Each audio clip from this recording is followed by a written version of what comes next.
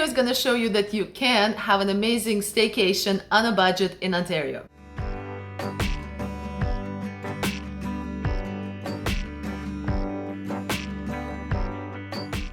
Over the few years that I've been doing this vlog, I've noticed that there is a number of, let's call it feedback, from people saying that there's not a lot to do in Ontario, there's not a lot of vacation opportunities. Not to mention, of course, is the price point of the staycations in Ontario. So in this video, I want to collect all of the amazing places that I staycationed at in Ontario and overall on a budget. But there is a twist. What I'm going to do is I'm going to actually release two videos at the same time, this video and another video. And another video is going to be dedicated all of the vacations that I've done outside of Canada. Also, I would say overall on a budget. The reason why I'm doing this is, first of all, I know that people always have opinions. There are people who want to be in Ontario and there are people who want to leave Ontario. And that is why I want to showcase what are your options. And another thing is I want to see what videos get watched the most. Without further chit chat, let's go. First stop, and it doesn't get any more staycation than that, is Toronto Islands. Anytime I go to Toronto Islands, even though it is very busy, I do have an amazing time. So my tip number one is always take the water taxi, do not take the ferry. Ferry just ridiculously busy and huge lineups. Yes, you will spend a little bit more money, but not astronomically a lot. And one of the best places is, of course, Wards Island. But what a lot of people don't know is that you can actually stay in Wards Island. There are very few Airbnbs, but they are there. We stayed in one. It was very reasonably priced. I think for one night it was something like $250. And it's in Wards Island, which is, by the way, the only part of the Toronto Island that still has kind of the community, people living there. The other parts are just for entertainment. There is one restaurant, Riviera, on the island, by the way, has amazing food, but it is on the pricier side as it's the only restaurant. So definitely bring food and snacks when you are here at the island. Here is the Airbnb. I'm gonna link it down below as well. Great people, great Airbnb, very spacious. It is only for the two people.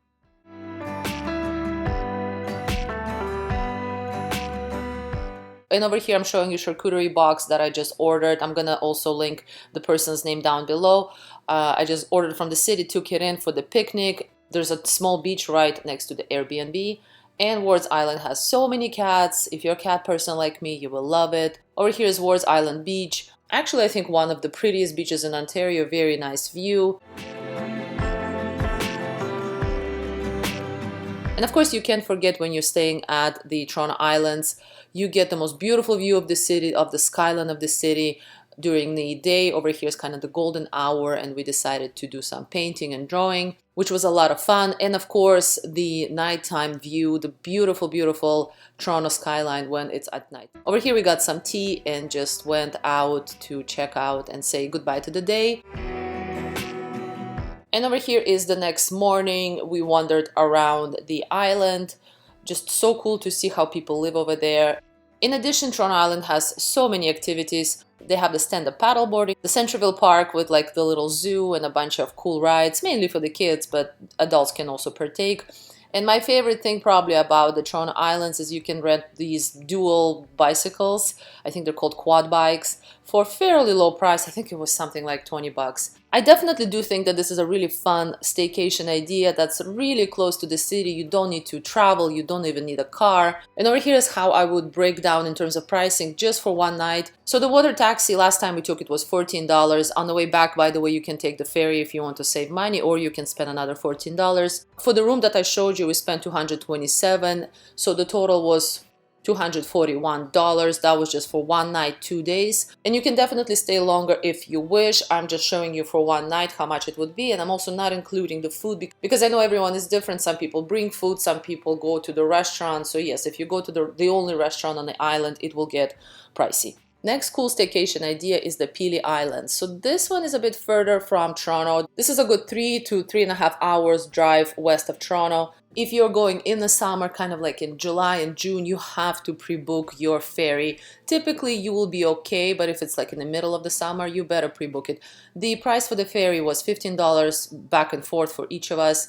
It takes about an hour and a half to get to the island, but actually the ferry was very enjoyable, really nice and new.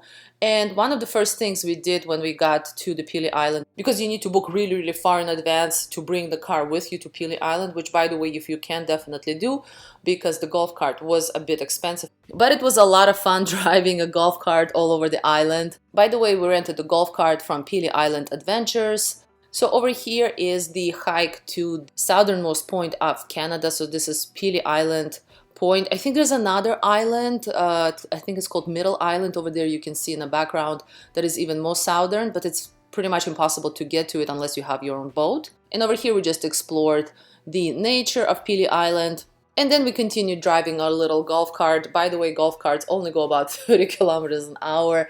There is a bakery on the island. I wouldn't say there's tons to do on the island, but there's definitely lots of nature, and it doesn't even feel like you're in Ontario. It feels very vacation-y. There's also a winery on the island, a pretty large pub, an ice cream shop, and there's a gift shop.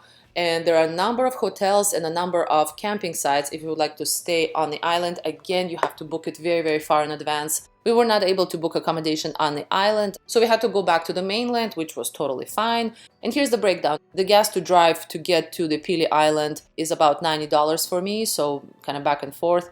The Airbnb that we stayed at Leamington was $250. It was just fairly simple for 2 people for 1 night. The ferry was $15 for 1 person. And of course the golf cart, I'm pretty sure it was about $200. So the total for the Pelee Island 1 night, 2 days experience becomes $555. Just want to remind you that if you have not yet subscribed, please subscribe. It would mean a lot to me. Only 7% of people who watch me actually subscribe to me. So let's get that number a little bit higher. And I also am trying to get to 10,000 subscribers, hopefully soonish. So please help me out with that. So for the staycation 3, I'm going to recommend Muskoka Resorts. This is a bit of a harder topic because it is hard to book these for a reasonable price. One of the places that I think is very reasonable is Sherwood Inn.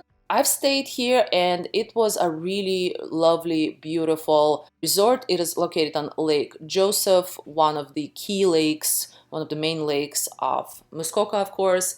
It is a bit on the dated side, even though the rooms were refurbished. They were nice, the mattresses were new, but the elements of the resort, they are a bit, it's an older resort, which I didn't have a problem with. They have pretty much all of the amenities you want to have. They have a very nice beach. I rented a stand-up paddle board. You can rent kayaks. I rented even a fat bike to drive through the forest over there. They have biking and hiking paths.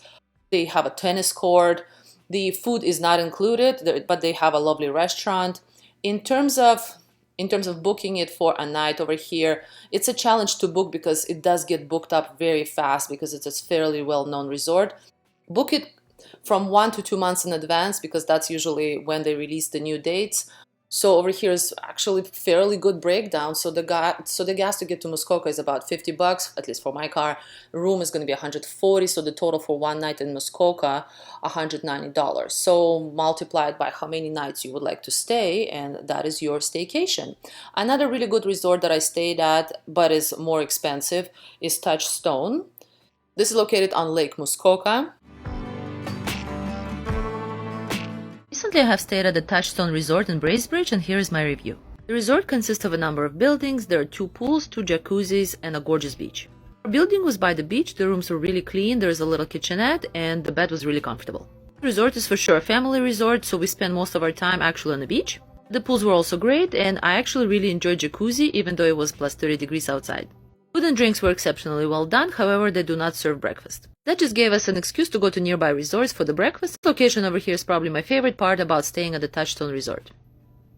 I have to say it is a beautiful, beautiful resort. The way that it's located, you have a beach over here and then you have another area that's onto another section of the water. I'm pretty sure both of them are Lake Muskoka. It's just that they have openings to 2 sections.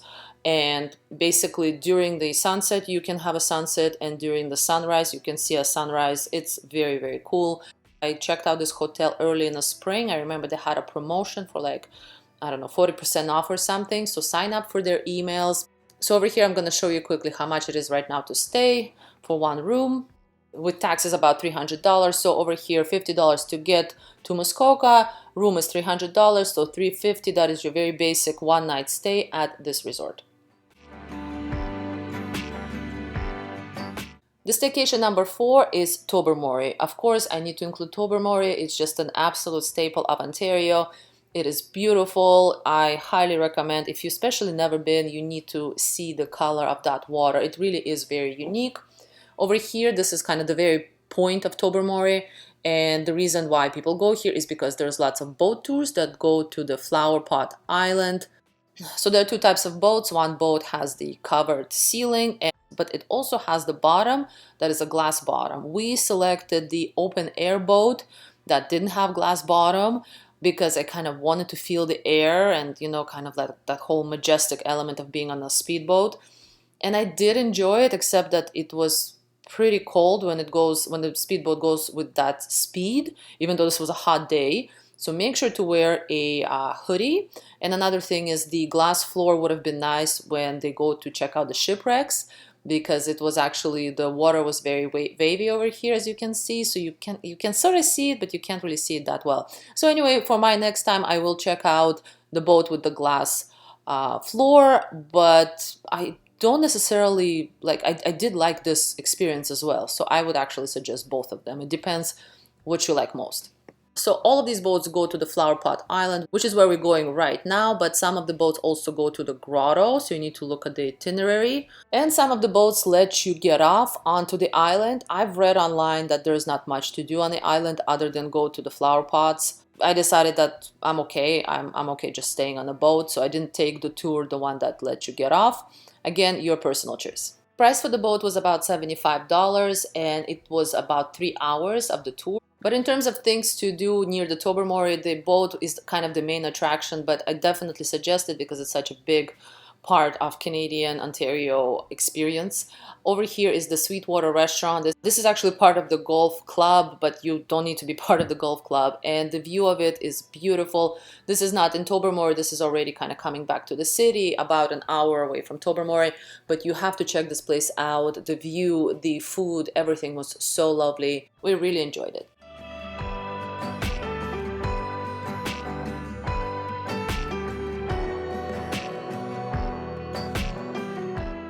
And of course, if you're gonna go to that whole area, Sauble Beach is another place to stay at.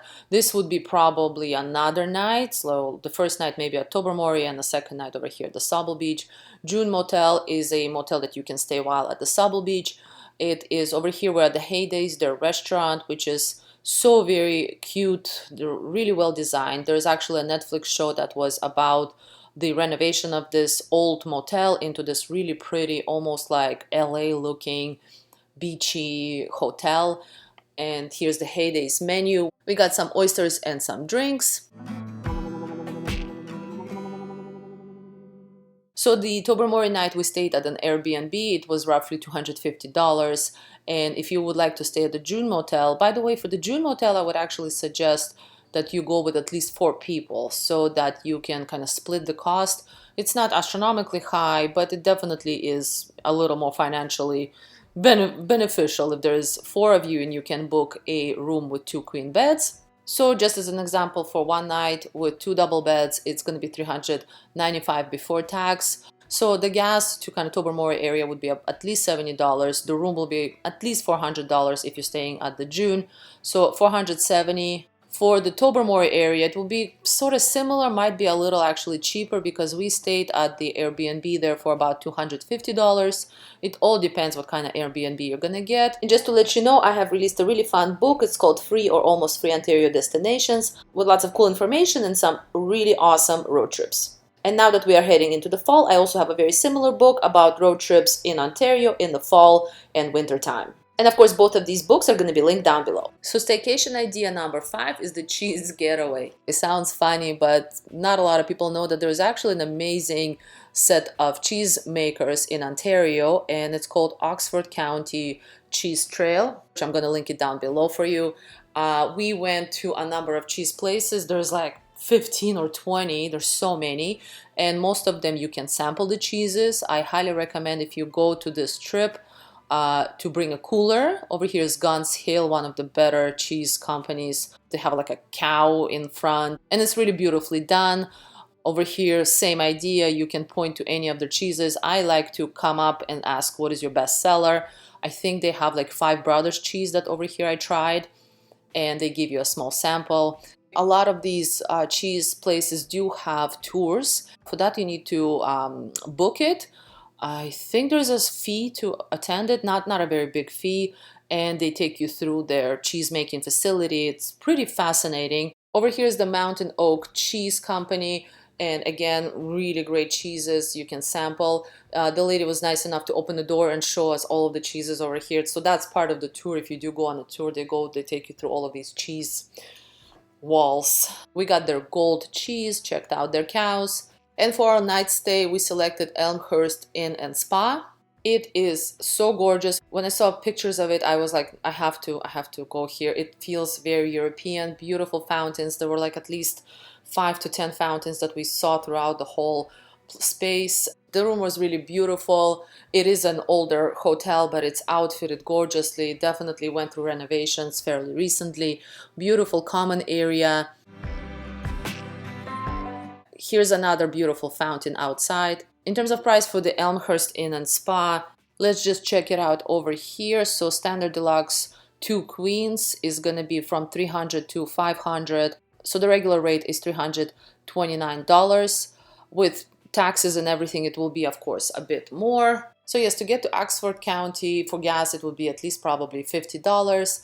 The 300, let's say 350 for the room stay at the Elmhurst for one night, and whatever money, of course, you want to spend on the cheese. Staycation number 6 is something that I want to do. So this is, I have not yet done, but I've heard so many people say that this is one of the best road trips that you can do in Ontario. So specifically, we start at Sault Ste. Marie. So right here is already 7 hours of drive. So this is, in terms of gas price, this is going to be a lot, and you will need to do at least 2 nights here. But this, from Sault Ste. Marie to Wawa, this Highway 17 apparently is one of the best views you can get in Ontario in terms of like road views. So let's drop the yellow man over here and check out what is all of the fuss is about.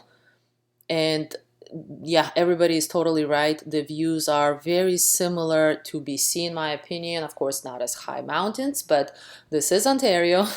Few more drops of the yellow man to check out the views, and yes, definitely this is on my bucket list. I will definitely try to do this.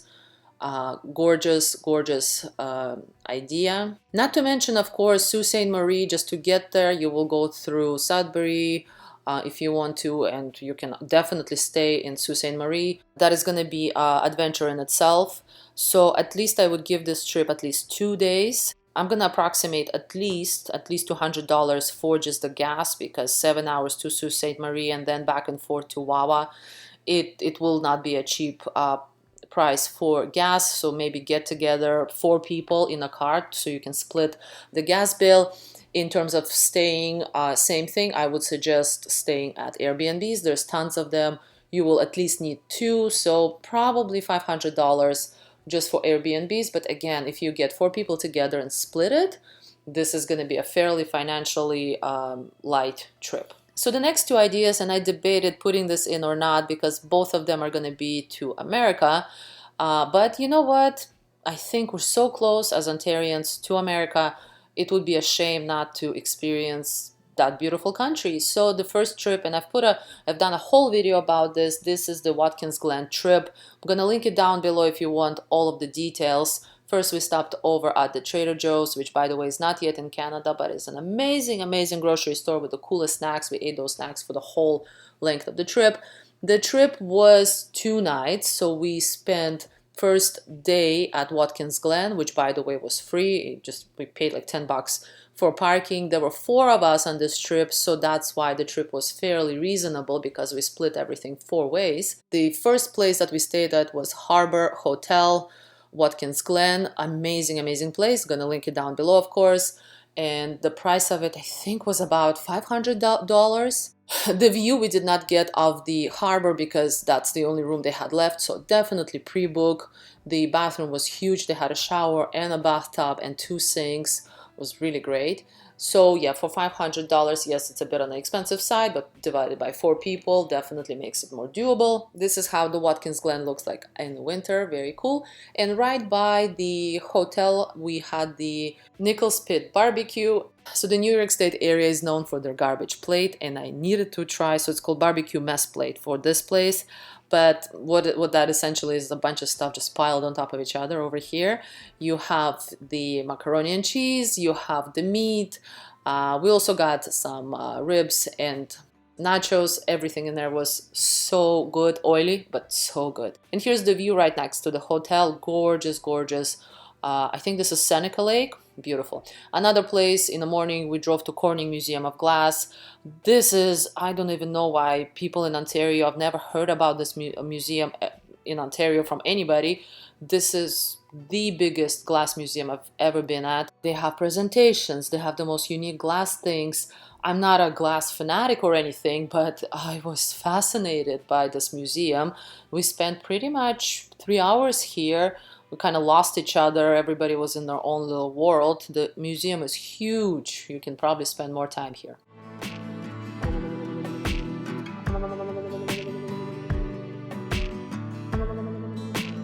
And then after the museum, we headed all the way to Rochester. You can, by the way, head back to Ontario if you just want to stay for 1 night, 2 days. But we wanted to stay in Rochester, and we stayed in an old school. Yes, it's a thing. So this is called Loft 31. It's an old school outfitted into a hotel. We had 2 beds, so queen bed down on the main level, and then there was a really cool kind of second level. And so the 2 over there you can see, so the 2 of us stayed up on the top and the 2 down below. Again, the price was, I think it was about around $400, and we split it into the 4. Definitely unique experience. I highly recommend this experience. Like, there's a chalkboard in the bathroom. How funky is that? Right now on the 3rd floor, so they rent it out to as a hotel, but on the 2nd floor it's a filming studio, which is also very cool. And of course, link to this school slash hotel is going to be down below.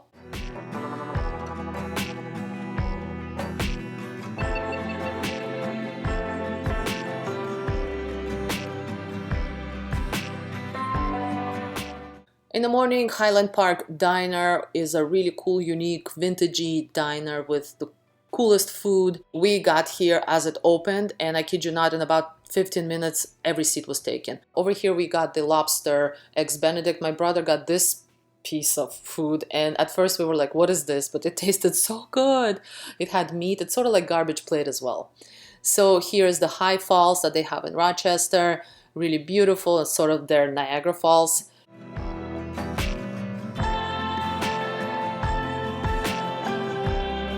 Then we went to Ontario. So this is Ontario Beach. It's very hard to believe that there's another city that's on Ontario, but it looked very different. Look at the waves. That's not what I'm used to in Ontario. And of course, we spent far more time in Rochester. The full video is going to be linked down below. Roughly, I'm going to say that this trip cost me personally about $500 because we split everything, and this was a 2-night, 3-day trip.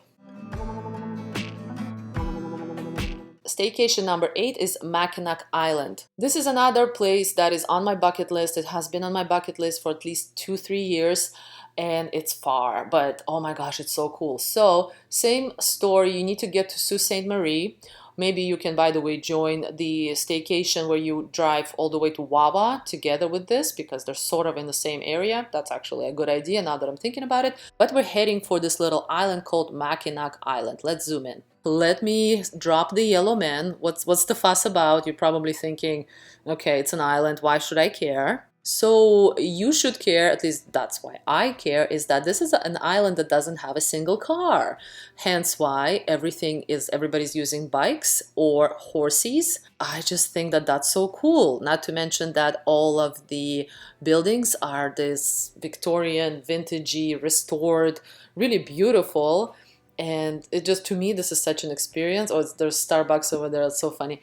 To me, it's such an experience. I definitely want to go here to check it out. You, of course, have to take the ferry. You will need to leave your car on the St. Ignace city over there. And then, yeah, just walk a lot. But of course, you can also rent a horse carriage to get you a bit of a tour. Of course, gonna take a bit of extra money, but you can definitely do that. In terms of other sightseeing places, there's this West Bluffs stairway. There's also Devil's Kitchen over here, just some natural kind of cool looking things.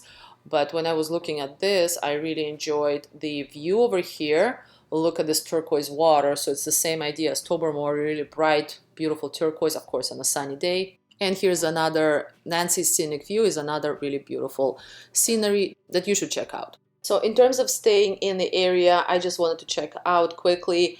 On the island, it's gonna set you back at least $300, $400. I mean, even in thousands. So definitely don't do that, probably, unless you want to. On the St. Ignace, you have a number of boats. I'm guessing in the marina for like $222. So that's usually already with tax. So yeah, so maybe something unique like that would be cool. So let's go over finances. Gas at least $200, if not more. Staying would be at least $270, depending, of course, what kind of fancy hotel you want. Ferry $15 usually for back and there. So $485 for one night. Seeing how you need at least 7 to 8 hours just to get to the island, you will likely need at least 2 nights for this experience. So I hope you enjoyed this video. Of course, please let me know what you thought about this video. Let me know if you watched the vacations video. And also let me know if there are any other staycations that you've done that you want to recommend to people. Let's share our feedback and just great places to vacation and staycation at. Thank you so much for being here. I'll see you next time. Bye.